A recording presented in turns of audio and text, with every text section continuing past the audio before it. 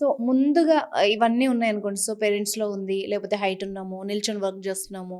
అన్నీ ఉన్నప్పుడు ఎలాంటి జాగ్రత్తలు తీసుకుంటే ముందుగానే దీన్ని అవాయిడ్ చేయొచ్చు? సో, మనమేందంటే మనం చేసే వర్క్ ఏందనేది తెలుసు. ఇప్పుడు హ్మ్. నేను సపోజ్ బార్బర్‌కి చాలామందికి నేను చేశాను సర్జరీ. హ్మ్. చాలా తక్కువ కాస్ట్‌లో గూడా చేశాను. ఎందుకంటే వాళ్ళు పూర్ అని జెప్పేసి హ్మ్. వాళ్ళు ఒక క్యాంప్ లాగా పెట్టి బార్బర్స్‌కి మాత్రమే క్యాంప్ లాగా పెట్టి చేశాను. హ్మ్. చేసిన తర్వాత వాళ్ళు రిపీటెడ్‌గా అలాగే ఉండడం వల్ల 5 ఏళ్లకు, 10 ఏళ్ల తర్వాత నా దగ్గరికి మళ్ళీ రిపీటెడ్‌గా ఓ 2, 3 కేసెస్ వచ్చినాయి. వాళ్ళని చాలా రిక్వెస్ట్ చేశాను. జాబ్ మార్చుకోండి, చేంజ్ చేసుకోండి. మీకు కుదరదు. ఇన్నిన్ని గంటలు నిల్చుంటే కష్టమవుతుంది అని. సో, వాళ్ళ జాబ్ వదలలేకపోతున్నారు. అట్లాంటి వాళ్ళకి లేకపోతే ముందే ఈ పని చేసుకోవాలి అన్న ఐడియా ఉన్న వాళ్ళకి ఖచ్చితంగా నేనిచ్చే సలహా ఏంది అంటే స్టాకింగ్స్.